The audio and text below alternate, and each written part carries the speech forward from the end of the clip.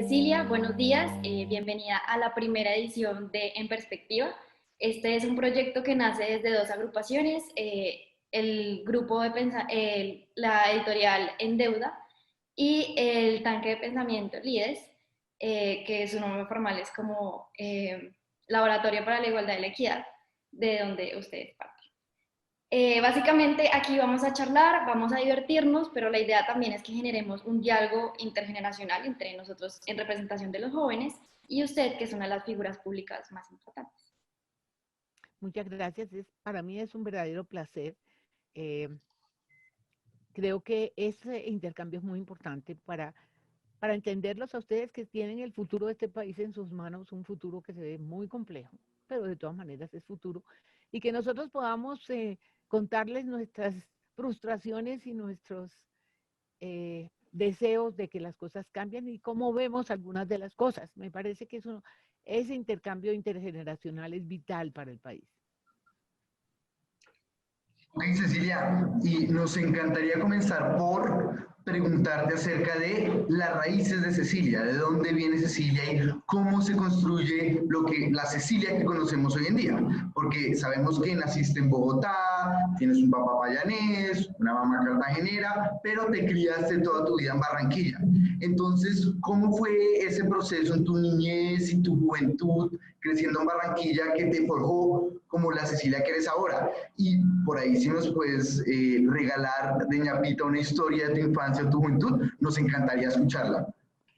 Bueno, es cierto, yo nací en Bogotá, mi papá era de Popayán y mi mamá de Cartago, o sea, mis raíces son más del sur del país. Pero eh, mi papá fue una de las víctimas de la violencia, de la primera violencia, y nosotros nos desplazamos. El 9 de abril mi papá tenía unos almacenes en Bogotá, en el centro de Bogotá, y el 9 de abril perdió todo. Y a raíz de eso nos fuimos para Fusagasugá a una finca porque mi papá tenía un espíritu de avicultor. Entonces, pero resulta que los chulavitas nos sacaron porque mi papá era el único liberal de esa zona. Nos mataron los perros en los pies de mi mamá. Nos dispararon, yo estaba en un gallinero, nos pasaron los balazos y mi papá resolvió inmediatamente salirnos, perdimos, ahí acabó de perder lo poco que tenía y era ministro de Agricultura, una persona que mi papá conocía y con quien había trabajado, y le dijo que se fuera para Barranquilla a manejar una granja en Malambo. Entonces mi papá se fue y después nos fuimos nosotros, mi hermano estaba eh, muy chiquito, estaba casi recién nacido, y nos fuimos para la granja. Fue un cambio terrible porque pues en Bogotá teníamos una vida de una clase media acomodada y llegamos a una granja en donde los murciélagos atravesaban la casa con todas las dificultades y mi mamá era muy joven, mi mamá se casó, mi mamá tenía en ese momento 20 años. Fue muy difícil, pero de ahí mi papá empezó primero vendía santos, hazme el favor, después de haber tenido almacenes de importación, terminó vendiendo santos en los pueblos del Atlántico y me acuerdo que decía que lo único que podía comer era queso y una gaseosa. Mi papá estudió en el seminario de Popayán, venía de una clase media acomodada, fue muy duro y yo no pude hacer primaria. O sea, mi papá me dictaba clases, me dejaba clases en la mañana y yo en un tablero aprendía y volví a entrar al colegio a cuarto elemental en el María Auxiliadora. Entonces, después de eso salimos de la granja y mi papá empezó a hacer algo que pues lo consolidó un poco. Él trajo la avicultura al Atlántico, él empezó a importar pollos chiquitos, entre otras cosas, y yo entré, cuando nos mudamos a Barranquilla, entré a cuarto de bachillerato, a cuarto elemental, a mi papá le pareció que ese no era el colegio y ahí empezó un recorrido. Yo soy exalumna de casi todos los colegios de Barranquilla y terminé en el Parrish. Y soy exalumna, créanme, no por mala alumna, sino porque mi papá a todos los colegios le parecían poquito. Entonces, bueno, en Barranquilla mi papá empezó sus negocios y la verdad es que yo pues me eduqué del Parrish, pasé al colegio, a otro colegio privado, cuando mi papá dijo, no, tú tienes que aprender inglés, y ahí se marca un poco lo que, lo que me diseñó la vida. Mi papá creía mucho en mí, la verdad. Yo era la mayor y a él le dedicó muchas energías Y entonces mi papá resolvió que yo tenía que entrar al Parish. El Parish es como el colegio, como el Nueva Granada, ¿sí? Y yo no tenía ni idea de inglés. Durante 3 meses, mi papá me puso una profesora americana y la verdad, entré al Parish a sexto. Y en la mitad del camino, sin hablar inglés, aprendí mucho y me pasaron a séptimo y me dieron un gran premio y terminé el octavo del Junior High School. En ese momento, pues no tenía bachillerato completo y vuelve y juega, entonces tenía que volver a revalidar todo y pasé a la enseñanza. Terminé el bachillerato en la enseñanza y terminamos, Ivette Molinares que murió, ella y yo competíamos por el primer puesto y terminamos el sexto bachillerato con 4.9 en promedio. Eso sí, las monjas, eh, las monjas nos alababan porque las dos nos ayudábamos mucho. Ella desafortunadamente, una brillante profesional, murió muy joven. Muy bien, esa historia que no fue fácil, porque fue una historia de pasar de vivir cómodamente siendo muy niña a llegar casi que a vivir muy pobremente en esas casas. Mi mamá lloraba todos los días. Yo creo que yo me volví la adulta de la familia diciendo tenemos que aguantar, hasta que mi papá volvió a arrancar. ¿Cuántos años tenías en ese momento, en ese instante? 6 años, 6, 7 años, Ok. y pude volver al colegio cuando tenía, ¿qué? 10 años. O sea, yo duré 2 o 3 años sin colegio. Esa diferencia con tus compañeros por no haber estudiado los 2 o 3 años fue muy grande. ¿Te costó volver a entrar al colegio? No, yo no sé cómo hice. Mi papá era un hombre educado y seguramente, y además teníamos unos amigos que eran hijos de un compañero de mi papá de Popayán, que tenían, eso sí, tenían mucho dinero, no sé qué, está muy bien, y ellos me prestaban los libros. O sea, yo fui autodidacta hasta cuarto elemental. Cuando yo entré a cuarto, yo no sentí la diferencia. Y cuando pasé al colegio Ariano, fue el siguiente que me pasaron, cuando mi papá dijo, no, por aquí no es. Alcancé a hacer medio año y dijo, no, te pasas al Ariano. Llegué al Ariano y me fue muy bien. Y mi papá dijo, eso tampoco es. Entonces fue cuando me pasaron al Parrish. Y después con el Parrish, como te digo, volver a empatar para un colegio colombiano. Pero créeme que yo no sé si mi papá fue un excelente profesor, yo creo que fue un excelente, o qué pasó ahí, pero yo no sentí vacíos, ¿no? Inclusive fíjate que entré, yo no sabía inglés y en el Parrish las únicas que éramos colombianas era Adela Chalhub, la mamá de los Char, esa fue mi gran amiga. Wow. Éramos las únicas dos y las dos nos graduamos en Junior High School. Hoy que yo soy una crítica absoluta de los Char, me duele mucho porque Adela, si Adela estuviera viva, esa familia sería otra cosa, era una mujer fabulosa y fue mi gran amiga. Entonces, terminé, fíjate que rápidamente hice 2 cursos en uno, cosa que nunca en el Paris había pasado. O sea, nunca sentí como el desajuste. Y eso sí fue clave, porque saber inglés y aprenderlo a los 14, 15 años es una ventaja. Eso me ha servido mucho en la vida.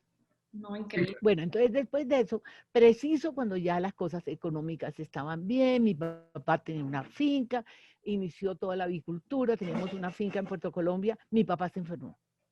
Estando yo en sexto bachillerato, vivíamos ya en el Prado, porque antes habíamos vivido en la calle, ¿cómo se llama?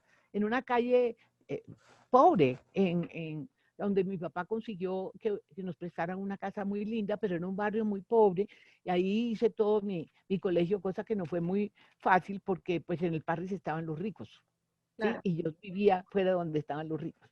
A mí me salvó que he sido medio mona y azul. Donde yo hubiera sido distinta, me hubieran marginado en esa sociedad tan clasista que tenemos en Colombia. Bueno, pero de todas maneras, para mí era muy duro porque todos vivían en el Prado. Mi mejor amiga era Marulanda, la hija de Alberto Marulanda, multimillonaria. Entonces, y yo la ayudaba porque necesitaba que yo la apoyara en el colegio. Bueno, muy bien. Cuando ya estábamos pues, finalmente en sexto de bachillerato, mi papá, su negocio, mi mamá fue una trabajadora de la mano de mi papá, impresionante. Ellos fueron los que empezaron a vender pollos congelados en Barranquilla. O sea, cuando todo iba muy bien, mi papá se enfermó. Y cuando mi papá se enfermó, yo tenía 17 años y mi hermano tenía 12. Y mi hermana acaba de nacer, mi hermana es barranquillera. Resulta que en ese momento pues éramos una familia muy chiquita, a mi hermano lo mandaron a cuidar la finca y yo me hice cargo del almacén. Resulta que mi hermano, que era un bebé, pues tenía 12 años, se metieron a vacunar y nos mataron todos los pollos que había. Y eso fue una crisis económica. Y mi papá encerrado en una clínica, en la clínica del Prado, y mi mamá con él. O sea, crisis económica total. O sea, yo termino el bachillerato con crisis total. Sin embargo, mi papá dijo, usted no va a estudiar en Barranquilla, tú vas a estudiar en Bogotá.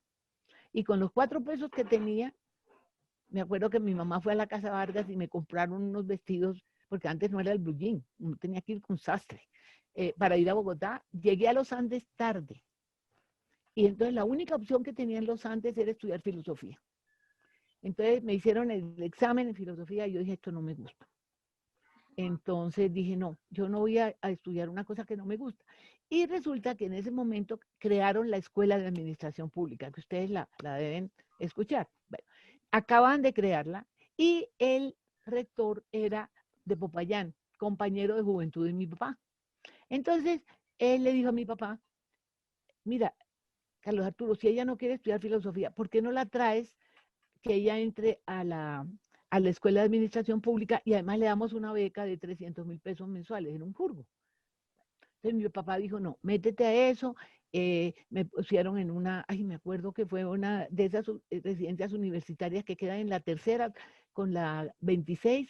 Terrible, me acuerdo que le daban a uno un popcorn, eso era lo que le daban a la hora de almuerzo, no, terrible.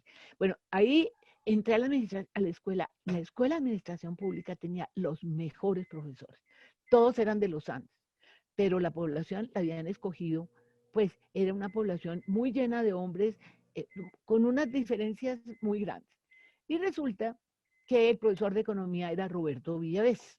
Roberto Villavés es un economista brillante, hijo del que fue ministro de Hacienda. ¿Se acuerda de Carlos Villavés? Esto que se llama. Bueno. Y como al mes de estar ahí, él me dijo, mire Cecilia, usted no tiene nada que hacer aquí. Usted es capaz de entrar a la Facultad de Economía de los Andes. Él me sacó de allá, me llevó a su escritorio. Es que todavía lo tengo claro. Él murió prematuramente. Me parece verlo diciendo, a ver, Cecilia, vas a entrar a principios de economía, pero a microeconomía, yo no vi principios. A micro, yo te doy una beca, los Andes te dan una beca, y lo que haces es que entras, ya empezó el semestre, pero no importa, y ahí entré. Ahí empezó mi carrera de economía, que se vio muy frustrada porque en el primer semestre Max Rodríguez era mi profesor y nos enamoramos y Max se iba a hacer el máster, entonces alcancé a tener el primer semestre. Roberto Juguito era mi compañero, Roberto venía de ingeniería, entonces él era parte de ese grupo. Roberto se dio cuenta del romance y armó un escándalo, me tocó ya pues, hablar con los directivos, todos se murieron de la risa, no sé qué, No, Max se fue, imagínate. exactamente, profesor, Porque Dios. yo no viviera en el primer semestre, Max se fue con una beca de la Rockefeller a Vanderbilt.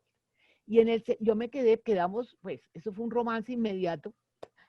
Duramos 6 meses de novios y él se fue para Colorado y después para Nashville. Y estando allá dijo, nos íbamos a casar por poder, para yo poder terminar siquiera 2 o 3 semestres.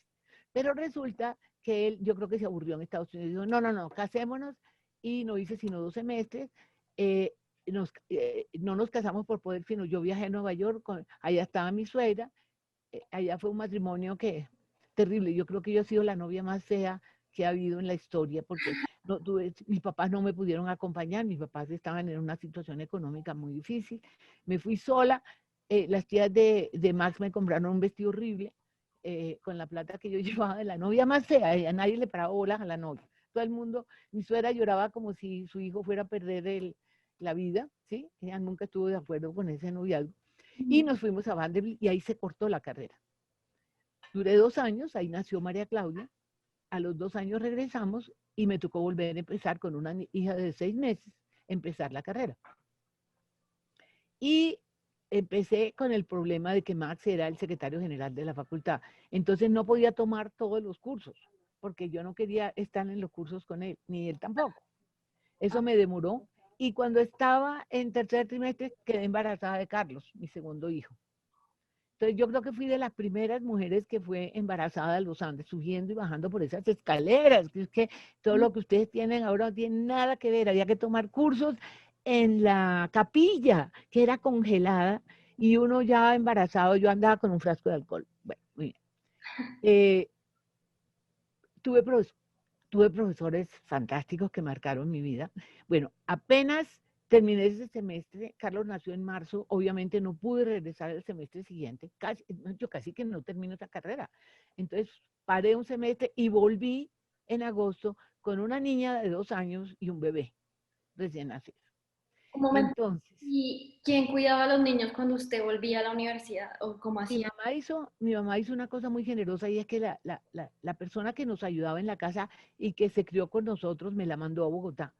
Y Esperanza fue la persona que me ayudó. Pero nos mudamos cerca de la universidad porque cuando todo el mundo salía a comer algo en la cafetería, yo salía volada a dar teteros. Eso fue una cosa muy dura. Sin embargo, tuve de profesores a Álvaro López Toro, el mejor científico social que ha tenido el país. ¿Ustedes sabían de él? Yo no entiendo cómo los Andes. Creo que Yo no. no le perdono a los Andes que no valore. Él creó, mira, él hizo el tipo más brillante que ha habido en Colombia en ciencias sociales. Él hizo su doctorado, su tesis de doctorado en Princeton sobre demografía fue de 5 páginas. O sea, y él era una persona que tenía herencia de problemas nerviosos. A él no le hicieron la vida fácil en los Andes y él se fue para el Banco de la República y se suicidó. Yo fui su alumna preferida, yo fui su monitora, por eso aprendí demografía. Y mi tesis de demografía, él dice que era el equivalente al máster, por eso yo digo que yo tengo un máster, entre comillas, en demografía. En un semestre que tuve a Albert Berry como profesor de... ¿Conocen a Albert Berry? No les han contado. El canadiense que es más colombiano que ninguno, que ha sido candidato al premio Nobel, fue mi profesor de comercio internacional. Yo ¿Ok? sí, no sé quién es.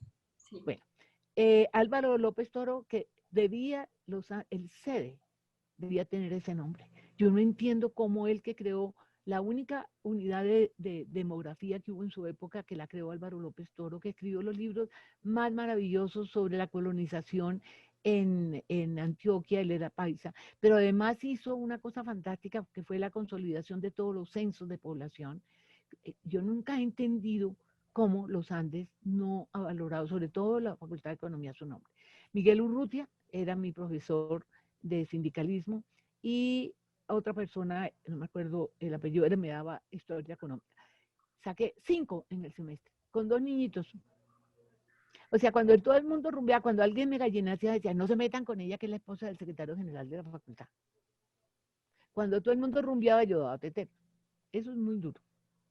Pero terminé, o sea, saqué 5 en el penúltimo semestre y cuando estaba haciendo la tesis, Álvaro López entró a una clínica y se enfermó. Mi tesis se llama Las tasas de fecundidad por el método de Bras y no había quien me ayudara ¿cómo es que se llama?, a terminarla, porque él estaba en una clínica. Y resulta que Roberto Junguito terminó ayudándome y me puso 4. No se lo perdono, yo amo a Roberto y me dolió en el alma, pero que me hubiera puesto 4. Sin embargo, terminé con creo que uno de los promedios más altos de los Andes. Esa es la parte más retadora, digamos, porque ahí, bueno, me gradué finalmente con 2 niños, que yo creí que nunca me iba a graduar, porque es que esto era de niño en niño y tetero, y yo decía que yo no dormía, porque entonces eran 2 chiquitos que cuando yo terminaba de estudiar y ya me iba a dormir, se despertaban.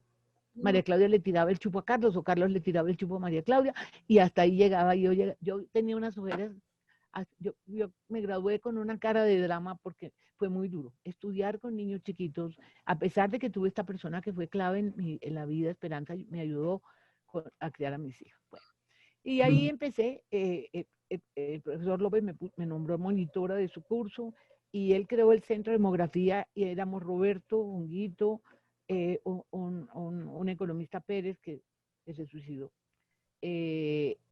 Cuca, no me acuerdo el otro apellido de él, que está en el Banco Mundial, y yo. Y cuando Álvaro López se salió al banco y se suicidó, yo heredé el proyecto que se llamaba El costo de un hijo adicional, y ahí Miguel Urrutia, ahí llegaron los candidatos al doctorado en el CEDE, que en una prepotencia, ¿sí?, que eran insoportables. Ninguno tenía doctorado. El único que logró doctorado era Miguel Urrutia. Los demás todos eran candidatos. Bueno, Roberto en ese momento se iba a ir. Y me llamaron a FEDesarrollo y ahí empecé a trabajar en FEDesarrollo. Pero fíjate que yo nunca tuve la posibilidad de hacer un doctorado. Cuando estaba en FEDesarrollo y empecé a sentir que con todo lo que yo hacía, el hecho de que me pusieran encima los que tenían doctorado, la Fundación Ford me dijo, ¿por qué no te vas a una escuela de verano a ver si puedes hacer el máster? Me financió una escuela de verano y fui, me pareció pésimo. Yo ya había escrito un libro, el de la región Caribe, y dije, no, aquí no tengo nada que hacer. Entonces yo he hecho una carrera, pues, como interesante, duré en FEDesarrollo. Cuando estaba en FEDesarrollo y escribí el libro de la costa, Rodrigo Botero, que era el director, dijo que le entregó mi libro de la costa a Alfonso López. Y cuando lo eligieron presidente, Rodrigo Botero me ofreció la dirección del DANE. Yo tenía en ese momento 26 años. La duda que me queda es, entonces, esa Cecilia que es líder, que es personaje público, se fue dando con las cosas que iban sucediendo alrededor de su vida y con las relaciones que construyó dentro de la Facultad de Economía, por ejemplo, en la Universidad de los Andes, o tú siempre supiste que querías ser una líder comprometida con el país, que eventualmente íbamos a ser ministra, que ibas a terminar en el Senado. Jamás. Nunca. Jamás me pasó. Yo he sido más, mi hija se pone brava cuando me ponen política colombiana. Y dice, mamá, tú no eres, la prueba es que no pudiste ser candidata del partido, porque tú no eres política. Mi vena ha sido mucho más académica, ¿sí? Pero tampoco tuve la posibilidad de hacer el desarrollo normal de los académicos, que es hacer el doctorado y tal. Claro que mi hijo me dice siempre, si tú hubieras hecho el doctorado, no hubieras hecho la mitad de las cosas que has hecho, porque no has tenido límite, tú te le mides a todo. Bueno, entonces, estando en FEDesarrollo me pasó una cosa muy interesante. Llegué a FEDesarrollo y me sentaron en un hall. Vamos a echar un poquito para atrás. Salgo del sede, me llama Miguel Urrutia, Rodrigo Botero, y me dice, acaban de crear FEDesarrollo, pero ya la primera generación, que era Roberto, Guillermo Perry, etcétera, estaban de salida, y Antonio Barrera. Entonces yo entro y me dicen, me dijo Roberto, yo me entré porque no me aguantaba todo lo que estaba pasando en los Andes. Era el momento del movimiento estudiantil, que rechazaron mucho. Ahí hubo confrontación entre Cepeda, que era vicerrector, y Álvaro López, y yo creo que no lo valoraron. Y cuando Álvaro López se fue como muy dolido de la universidad al Banco de la República y se suicidó, para mí eso fue un golpe y yo no lo resisto. Yo me salgo del sede. Por qué se gestó ese conflicto dentro de la universidad? Porque ese fue el primer movimiento estudiantil. Estamos hablando de yo me gradué en el 70, 71, estamos hablando de principios de los 70, que fue la primera vez que los Andes se metió en un debate, los estudiantes en debate político. Y ahí los conservadores, como Fernando Cepeda, culpaban a Álvaro López, que era muy progresista. Y ahí hubo fricciones y Álvaro López terminó yéndose al Banco de la República, donde estaba Pacho Ortega, que era su gran amigo. Pacho también fue profesor mío, pero en ese momento ya era subdirector del banco o estaba en el banco. Y ahí yo creo que Álvaro López se desesperó porque él era un académico y se suicidó. Yo ante eso dije, no, yo esto no. Y yo heredé el proyecto de él y me fui para FEDesarrollo. Aprovechando este tema, yo le preguntaría cómo ve usted esa relación entre la academia y la política, y más trayéndola hoy también, hoy en día, como que tienen que hacer nuestros académicos y nuestra política, cómo se encuentran. Mira, yo siento que hay una ruptura, ha habido una ruptura. Durante mucho tiempo hubo una ruptura, pero después hubo una revalorización de la tecnocracia, ¿sí? Entonces la tecnocracia creyó que era la dueña del poder. Y entonces ser tecnócrata, todos los tecnócratas no se juntan de política. Y hay una ruptura muy grande, yo creo que no solo en Colombia, en el mundo. Yo mucho después escribí un artículo que decía, algo ha unido a los tecnócratas con los políticos, ambos fracasaron, ¿sí? Porque de alguna manera este país no ha tenido lo que ha tocado. Pero la anécdota que les quería contar es que llego a Desarrollo, me sientan en un hall, y me dijo Rodrigo Otero, escribe un artículo para Coyuntura.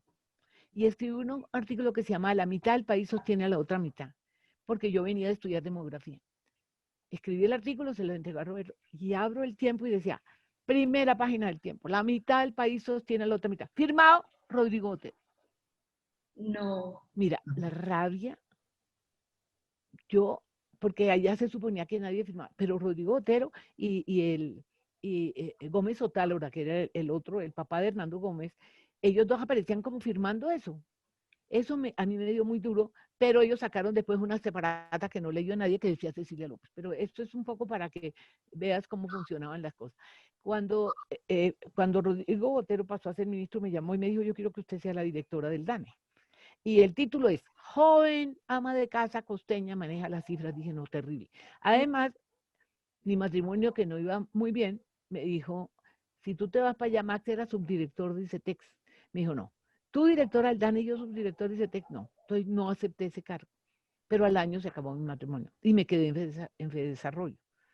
Me quedé en Fedesarrollo, escribí muchas cosas y de ahí me nombró Eduardo Biesner en el gobierno de Turbay. Yo me acababa de separar, me nombró jefe de unidad de desarrollo social de planeación. Ahí empezó mi carrera, que era un nivel muy distinto al del DANE, pero muy rápidamente me volví pues la asesora de doña Nidia y asesora de los 3 ministros, bueno, y ahí empezó una carrera que ustedes conocen, pero empezó de cero, o sea, empezó muy lentamente hasta que pues de ahí pasé a ser directora de FONADE, cuando FONADE era preinversión.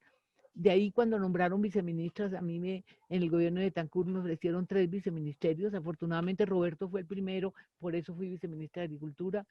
Ahí duré mucho tiempo, 3 años, hasta que me aburrí y le dije a Betancur, nómbreme presidente de Ecopetrol. Me dijo, tú tienes muchas agallas.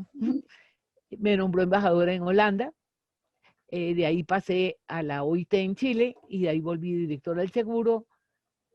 He creado en 1000 fundaciones y de ahí empecé otra vez, fui ministra que ustedes conocen, etcétera. Y termino como senadora y quería ser la candidata del Partido Liberal. Esa fue mi entrada a la política. A mí me fue muy bien en el Senado. Yo nunca quise ser senadora, no me gustaba. Yo quería ser era la candidata del partido. Yo creía que ella tenía preparación para eso, pero no. Se me atravesó César Gaviria, que había sido mi compañero de pupitre, y me frenó totalmente. Entonces me aburrí y renuncié pues terminé el Senado y creé el Centro de Pensamiento que tengo desde hace, ¿cuántos años ya? 10 años, más o menos. Esa es un poco la historia. Una pregunta, nosotros leímos, investigamos un poquito por ahí que usted salió prácticamente 2 veces del Partido Liberal, ¿no? Fue algo así extraño. ¿Cómo fue eso? ¿Cómo que fui qué? Que usted al final renunció 2 veces al Partido Así, Liberal, ¿sí? sí, eso es cierto. Cuando, cuando yo quise, yo tuve 3 intentos para ser la candidata del partido. Yo creé una fundación, no sé si saben, Agenda Colombia, donde yo traje a Stiglitz, traje a Dani Rodríguez, traje a todos estos y abrimos esos debates en Colombia. Pero yo ahí resolví y dije, no, yo creo que es hora de que yo entre a la política. Entonces, mi primer intento, Germán Vargas Lleras me sacó de taquito y me dijo, usted lo que quiere, no se me olvidará, es chuparle rueda a Horacio Serpa. Me sentí muy ofendida y dije, no, yo sigo como fundación. La segunda vez fui donde César Gaviria y le dije, bueno, yo quiero entrar en la contienda. Entré en la contienda y cuando estábamos, mi hija se vino de Estados Unidos, que ella ha sido mi jefe política, vino a ayudarme en la campaña. Y en diciembre, cuando eran Horacio, era Rafael Pardo y después venía yo. Cuando yo me le estaba acercando a Rafael Pardo, Gaviria me llamó y me dijo, no, en diciembre, no, Cecilia, tú no vas a ganar, vente a ser la cabeza de la lista del Senado. Mi hija me dijo, mamá, te están sacando. Le dije, claro que me están sacando. Y ahí salí con mucha dificultad, con cabeza de lista, casi que no saco los 30,000 votos que necesitaba, pero lo saqué, entré al Senado, en el Senado me fue súper, fui la senadora estrella, hice los debates contra Uribito, todo lo que ustedes saben. Ajá. Pero en mayo del 2010 fui donde Gaviria y le dije, bueno, presidente, como yo he hecho, según usted, los mejores debates que se han hecho en este periodo, yo quiero ser la candidata, yo quiero entrar a la contienda por la nominación del partido. Y me dijo, ¿sabe qué, Cecilia? No se meta, el candidato va a ser Rafael Pardo. Esa es la política. Por eso yo le voy a escribir un artículo a Alejandro Gaviria y le voy a decir, si usted quiere entrar, no se meta con César Gaviria. César Gaviria, mi compañero de pupitre, me dijo, no, es Rafael Pardo. Le dije, yo me meto. Me dijo, es que ni siquiera vas a salir otra vez como senadora. No me importa, yo me meto. En febrero, y esto era en mayo, la elección fue en junio. Bueno, me metí con todas las dificultades, escribimos un libro, me encerré en Estados Unidos con mi hija, que ha sido la que más me apoya en esto. Mi hijo es banquero, financiero, ¿sí? Bueno, me metí y escribí un libro, que lo tengo, se llama La Hora de los Derechos, así se llamaba mi campaña.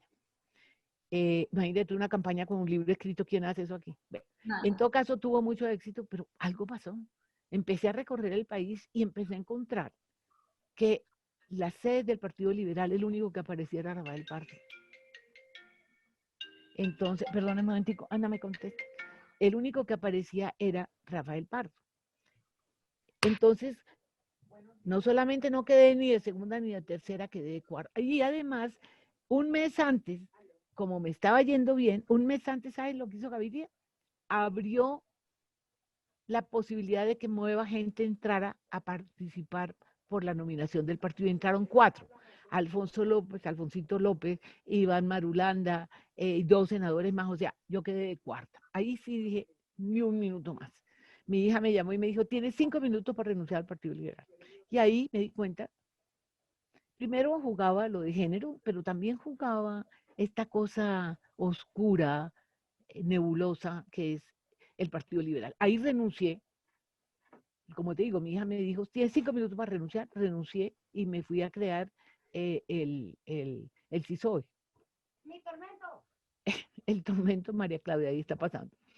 Y después, cuando otros, en ese momento no me apoyó nadie, yo me salí sola. En ese momento la CAF me apoyó y empecé a hacer estudios con la CAF, hice estudios sobre infraestructura y equidad, en fin, todo lo que he hecho en CISOE. Pero después, cuando Cristo, el año pasado o el antepasado, ya empezaron otros que nunca me apoyaron, empezaron a darse cuenta que con Gaviria era imposible y ahí renuncié por segunda vez. Y yo dije, es la segunda vez. Y ahora sí yo quiero saber nada de ese Partido Liberal. Pero entonces valió la pena renunciar 2 veces, Sí valió la definitivamente. pena, definitivamente. Mira, yo creo que la crisis, yo tengo una gran frustración en ese sentido. Creo que desde el punto de vista de la tecnocracia, esta escuela tan ortodoxa que está dominando la economía, nos ha cerrado las puertas a un debate mucho más fuerte. Y mira lo que pasó con la pandemia, explotó todas las debilidades del modelo. ¿Sí? Aprovechando eso que hablas del debate, porque nos vamos a una actividad que tenemos planeada para ti. Mientras lo presentan y lo proyectan aquí, yo voy explicando para el público cuando nos vea y te recuerdo a ti, Cecilia, cómo va a funcionar la mecánica. Entonces, la idea es que nosotros te mostramos 3, 4 tweets y tienes que responder de forma muy sintética, una frase, 2 frases, lo que opinas acerca del tweet. Perfecto. Así. A ver, listo. Entero. Ok. A ver, el gobierno de Iván Duque nombró 4 codirectores de Banrepública, también nombró al director tras la salida y tiene el voto Carrasquilla por ser en la Hacienda, tiene control en la Junta.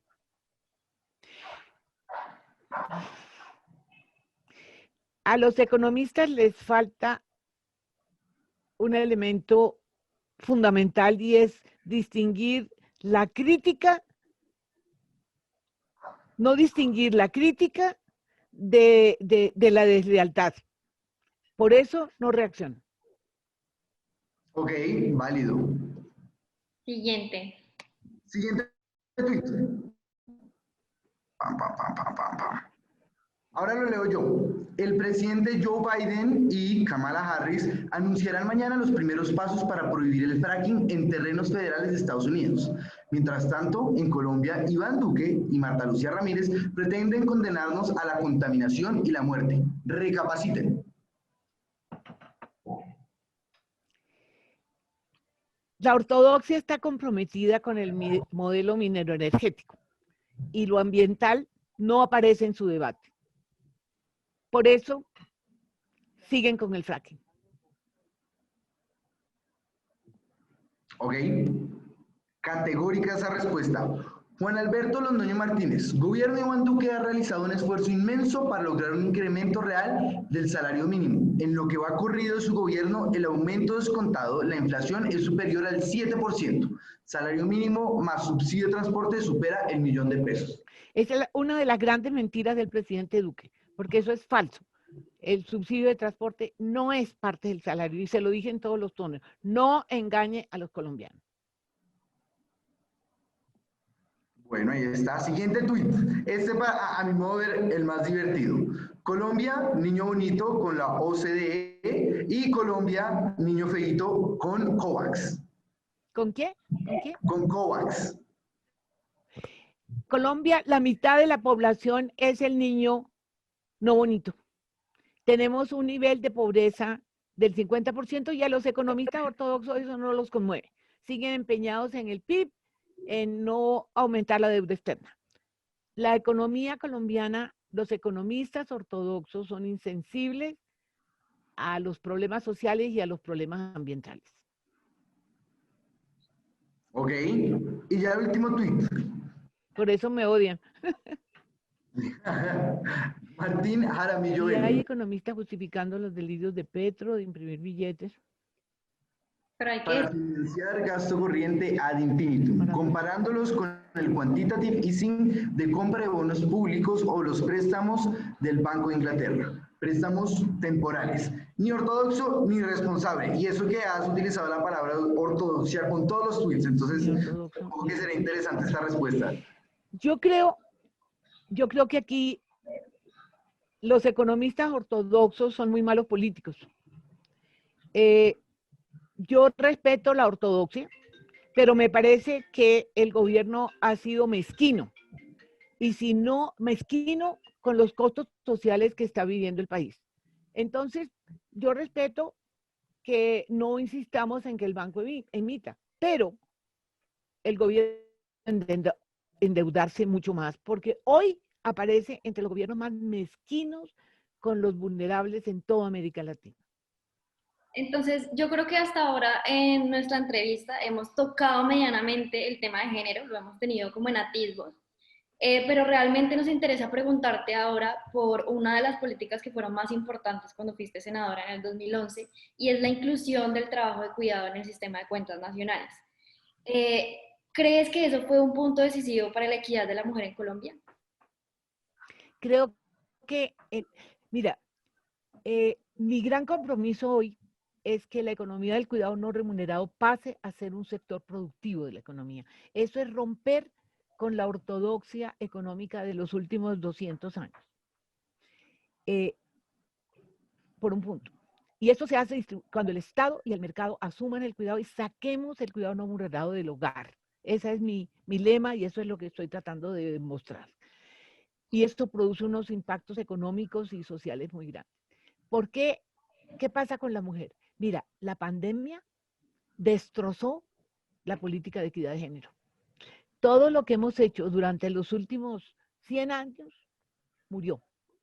Por ejemplo, hemos luchado todas las mujeres porque las mujeres entran al mercado laboral de manera equitativa. Llega la pandemia, a las primeras que sacan es a las mujeres. ¿Por qué? Porque no están en los cargos directivos, ¿sí? Están en los sectores que cerraron primero, los que se llaman las pink industries, pero tampoco son las grandes gerentes, ni es una proporción muy pequeña. Entonces, la política de equidad de género para la igualdad en el mercado laboral fracasó. Segundo, ¿cuánto se ha dicho que la mujer no puede seguir sola con la doble jornada? Con el peso de la economía del cuidado que vale el 20% del PIB, aquí en Ecuador, en los sitios donde se ha medido. Llega la pandemia, ¿qué pasa? Todo el cuidado le cae a las mujeres, aunque tengo que reconocer que los hombres también empiezan a meterse porque les toca. ¿Ok? ¿Cuánto hemos luchado porque no haya violencia contra la mujer? Llega la pandemia y la violencia contra la mujer se dispara. Entonces mi pregunta es, ¿por qué se destrozó la política de equidad de género? ¿Por qué se destrozó? Porque no tocó lo esencial, que era quitarle esa imagen de mujer cuidadora, ¿sí? Quitar esa imagen de mujer como cuidadora y nada más.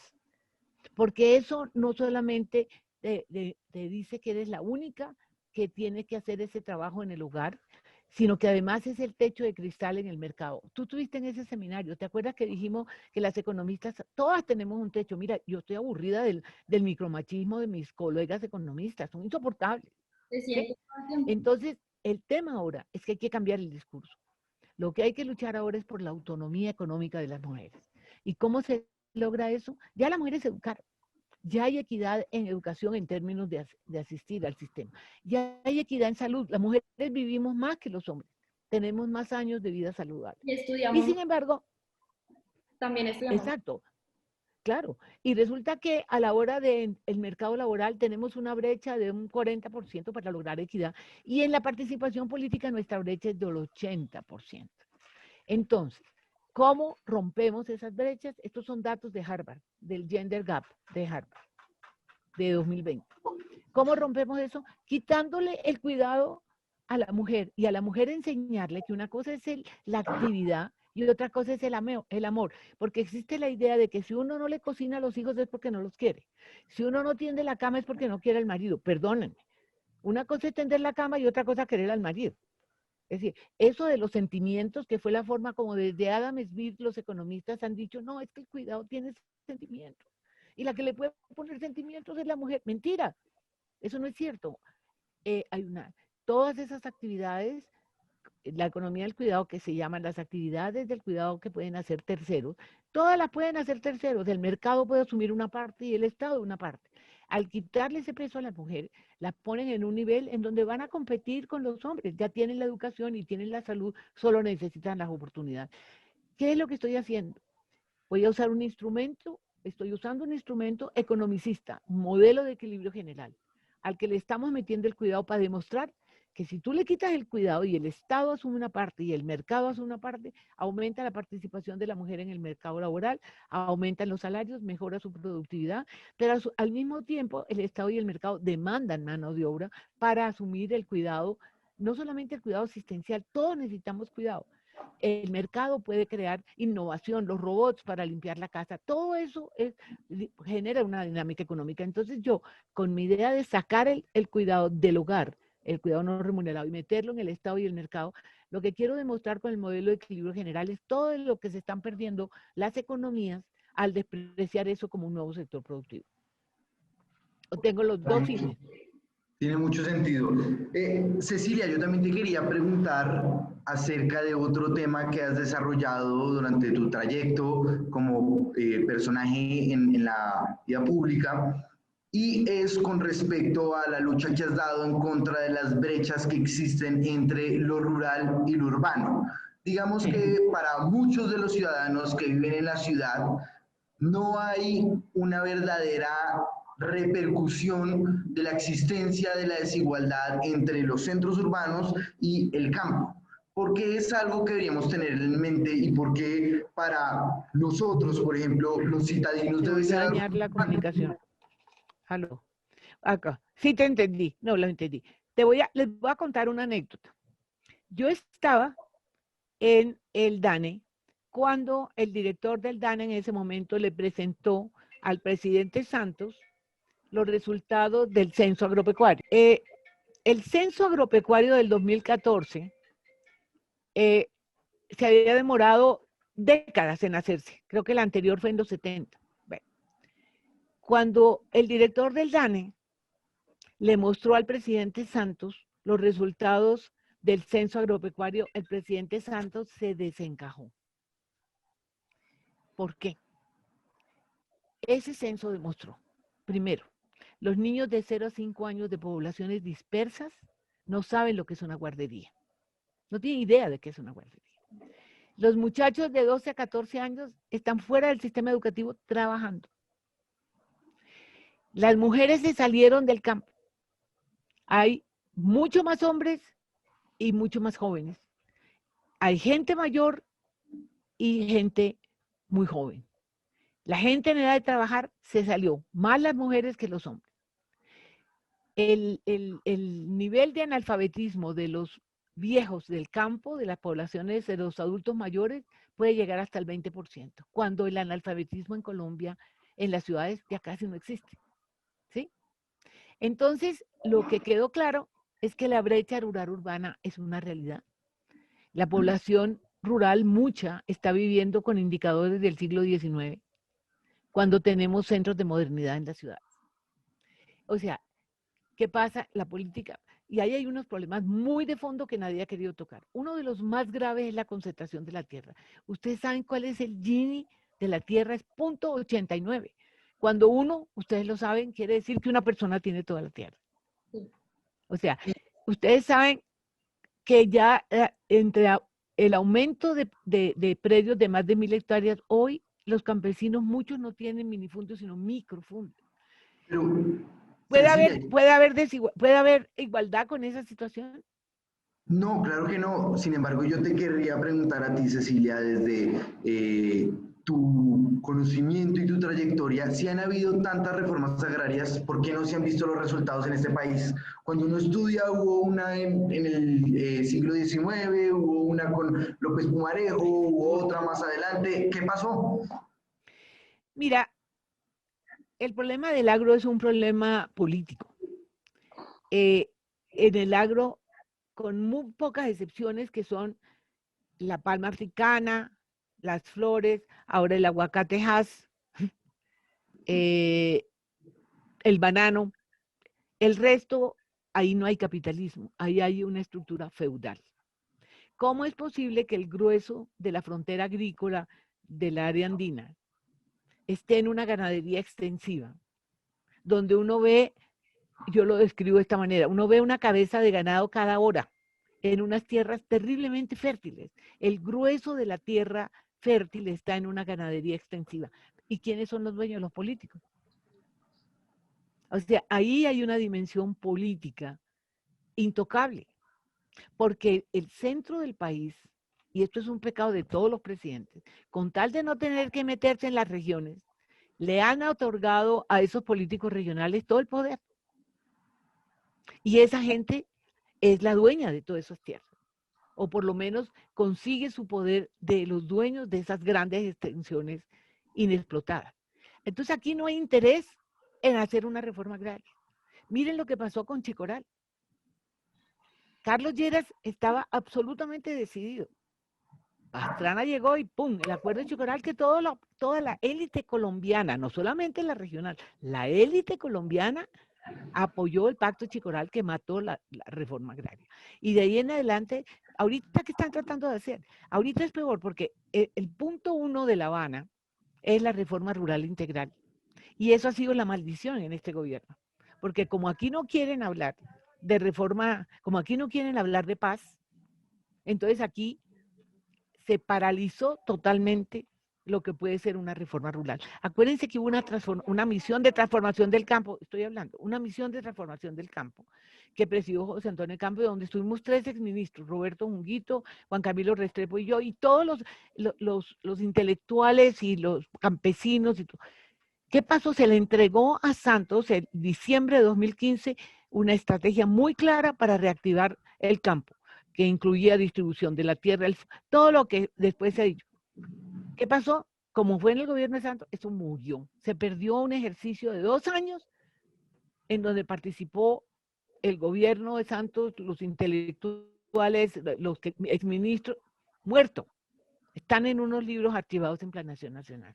¿Por qué? Porque eso toca una estructura, la estructura de la propiedad en Colombia es un tema que muestra la concentración del poder. Este es un país con una concentración del poder infame que no hay manera de tocarla.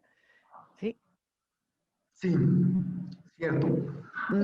Ahí la pregunta que a mí me quedaría, y si me permites ya para cerrar este tema, que yo creo que todavía tiene mucho que discutir, por ejemplo, el hecho de que todavía no exista un catastro actualizado para la mayoría de las tierras del país, a mí se me hace algo sorprendente, pero me gustaría hacer ya la última pregunta de clausura, un poquito dirigida hacia cómo se puede restar esos poderes regionales sin quitarle autonomía a las regiones, sin volver todo centralizado. ¿Cuál sería esa respuesta para que esos proyectos que se proponen realmente se puedan desarrollar y se vea un cambio efectivo? Porque lo que vemos es que es una discusión sobre capital político. Las propuestas están, lo que se tiene que hacer se sabe. ¿Cómo logramos que suceda eso? Mira, la única manera de cambiar esa realidad es cambiar la política, cambiar el poder político en Colombia. Y aquí ha pasado una cosa muy grave. Varias generaciones jóvenes se aislaron de la política. Con razón. La encontraron tan corrupta, la encontraron tan terrible que no participaron. Lo único importante que yo estoy viendo últimamente es un cambio en ustedes. las nuevas juventudes sí han entendido que si no se meten en la política, aquí no va a cambiar nada. ¿Cómo es posible que César Gaviria siga haciendo lo que le da la gana en el Partido Liberal? ¿Cómo es posible que tengan de director del Partido Conservador a este tipo que tiene, que nunca me acuerdo el nombre, que es un tipo con una historia de corrupción inmensa? ¿Cómo es posible que el Centro Democrático esté en manos de Álvaro Uribe, que tiene todos los juicios pendientes? ¿Cómo es posible que la política esté en manos de gente tan corrupta? ¿Sí? Y eso nos ha llevado a extremos en donde tampoco la izquierda es capaz. Yo no creo que Petro sea un tipo corrupto. No, yo no creo. Lo han tratado, yo no creo. Pero Petro es un tipo muy difícil, que además le ha tocado y tiene una personalidad que no une a nadie. Yo tengo anécdotas con Pedro. Petro me ha llamado varias veces a que lo apoye. Y cuando yo medio empiezo a pensarlo, él comete unos errores terribles. Es decir, porque él tiene un ego desbordado. Algo le pasa en este país a los que tienen poder que el ego se les desborda. Pero el meollo de cambiar este país está en la política. Mientras ustedes no se metan, mientras ustedes no, yo le digo a las mujeres, tómense en el poder de los partidos. Y le digo a los jóvenes, cambien esos partidos. ¿Cómo así que Alejandro Gaviria ahora va a depender de que César Gaviria le dé el aval? Esa es la maldición gitana encima. ¿Cómo se le ocurre? ¿Sí? Ese señor es un corrupto, lo único que le importa es el nepotismo, ¿sí? Lo único que le importa es que su hijo sea ministro.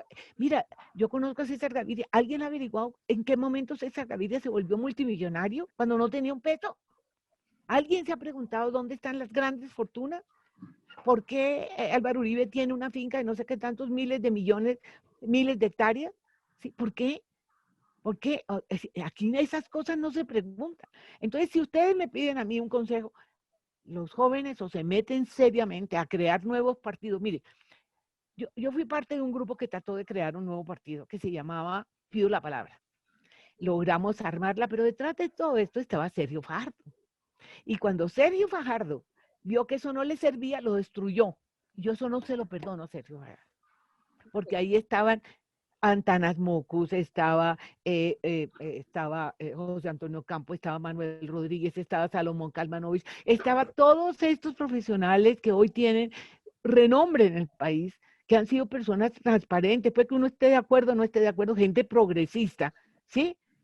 Inclusive estaba Claudia López, que yo después no sé pues, qué fue lo que pasó, porque ella está entregada a Sergio Fajardo. Yo siempre dije, si Sergio Fajardo está detrás de esto, yo no me lo meto porque yo me lo conozco. Y me dijeron, no, no está claro que estaba. La primera reunión que se hizo en Medellín del partido, a mí me fue a recoger la sobrina de Sergio Fajardo, ni boba que yo fuera. Pero cuando a Sergio Fajardo vio que eso se le iba armando un partido que no le iba a funcionar, le dio la orden a Iván Marulanda de salirse, que era su alter ego, porque Iván Marulanda es un segundón de Sergio Fajardo. ¿Sí? Esas son las brillantes mentes que tenemos. Entonces, acabaron con la posibilidad de un nuevo partido. Entonces, aquí está en manos de ustedes. Nosotros les estamos entregando a ustedes una política desbaratada. Esa política colombiana es un desastre, llena de intereses, de corrupción, de nepotismo. Reforzadísimo por este gobierno. ¿Qué tal la nueva codirectora del Banco de la República? Puede ser, qué pecado, debe ser una muchacha buena, bien formada, pero ¿cómo se le ocurre? Primero, ya eso no sabe, y segundo, que la nombre porque es la hija de Alicia Arango, que además ha sido pésima ministra de Trabajo, pésima ministra del Interior, ¿sí? O sea, no, no, por Dios. Entonces son ustedes. En manos de ustedes está un país que se lo vamos a entregar muy desbaratado. O sea, un país que tiene, uno habla, yo con Fedesarrollo yo fui de Fedesarrollo, me votaron del consejo, entre otras cosas, cuando dije que iba a entrar a la política, ni siquiera me dejaron renunciar, sino me votaron, cosa que no le perdono al empresario que lo hizo, y Mauricio Cárdenas me pidió disculpas, pero no importa. Pero el hecho real es que en manos, o sea, o cambiamos los partidos, o aquí surge una política transparente, una política distinta, con equidad, donde hombres y mujeres compartan intereses, o aquí no hay futuro. Nosotros en manos de otra vez de quien señale Uribe, o de quien decida Gaviria, o de Marta Lucía Ramírez, que se ha paseado por todos los partidos y que no importa todo lo bobadas que haga o diga. No, por Dios, esa no es la gente que puede manejar este país. Pero eso está en manos de ustedes. Y la virtud es que hoy la juventud colombiana se ha politizado. Eso es lo más sano que puede haber pasado. Cecilia, yo creo que este discurso nos deja con la mente clara muchas cosas, ¿no? Sobre cómo tenemos que actuar, sobre qué son los errores que han pasado pues, antes, sobre todo como personas tan profesionales, y sobre todo un mensaje de aliento para los jóvenes, ¿no? Yo creo que vamos a hacer la última actividad. Es una actividad más rápida, es una actividad para soltar todas estas preocupaciones y esto que no perdonamos todavía. Y son algo que hemos investigado que seguramente la va a pasar bien. Hay preguntas técnicas, hay preguntas de economía, de posiciones políticas que usted ha tenido, y hay preguntas que son relajadas. Entonces, la idea es que yo le voy a dar dos opciones. Se Entonces, fue el internet. ¿Qué son fue? ¿Qué son qué, hija? No te entendí lo último. le voy a dar dos opciones. Entonces, le voy a decir esto o lo otro. Y usted me va Ok, a decir esto. ¿Sí? ok, Usted tiene que listo. decir nada más. Entonces, vamos a empezar. Ok. ¿Perros o gatos? Ni perros ni gatos. Tengo que decir una, perros. Bueno, TLCs en Colombia. Muchos, ¿Cómo? los TLCs en Colombia. Muchos, poquitos o estamos bien. Poquitos. Poquitos. La intervención del Estado. ¿Intervenimos o no intervenimos? El mercado. Intervenimos. Ok. ¿Helado de vainilla o de chocolate? Vainilla. Consenso de Washington. ¿Fue un éxito o fue un fracaso? Fracaso. Consenso de Washington. Perdón. No, Aumentos, ese ya. aumentos en el salario mínimo. ¿Mayores, menores o iguales a la inflación? Mayores. ¿Asado o pollo apanado? Asado. ¿Vallenato o salsa? ¿Vallenato o qué? ¿O salsa? Ay, difícil. Salsa. Esa hasta ahora ha sido la más difícil. Proceso de paz. Se me fue el internet. Proceso de paz. Aló. ¿Me escuchas? Sí. Proceso de paz. ¿Sí o no? Sí.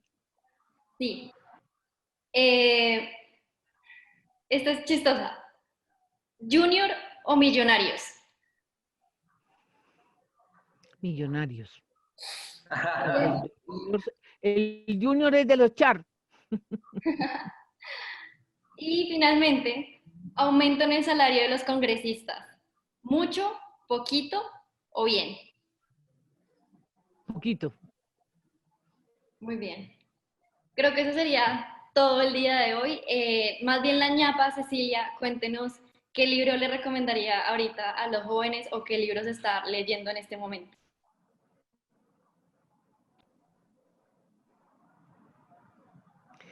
En este momento no estoy leyendo sino libros técnicos, pero tengo en salmuera el libro de, ay, ¿cómo se llama?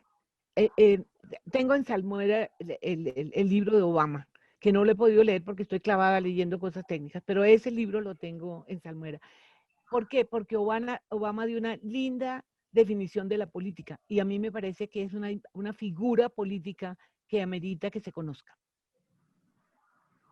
Buenísimo, Cecilia. Entonces, queremos darte inmensas gracias por acompañarnos hoy. La verdad es que podríamos quedarnos aquí hasta el almuerzo, después del almuerzo, escuchando tus relatos, pero nos toca acabar para que nuestra audiencia también pueda digerir todos esos comentarios sumamente valiosos que nos acabas de dar. Entonces, agradecerte, esperarte, ojalá en una próxima edición, por aquí esperamos volver a tenerte y recomendarle al resto de la audiencia que siga tanto a Lides como a Endeuda para ver los otros proyectos. Ha sido un placer. Me agarraron en un momento muy difícil, pero lo disfruté.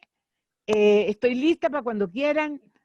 Y métanse en la política, por Dios, los dos y todos los demás. Hagamos una política distinta. El futuro del país está en sus manos. Y oigan esto, les estamos entregando nosotros, los que estamos de salida, un país desbaratado, con cosas positivas, pero en general, un país que tiene la mitad de su población debajo de la línea de pobreza es imperdonable con las tasas de crecimiento que ha tenido Colombia. ¿Ok? Ok, Entonces, armen ese país, muchachos. Listo.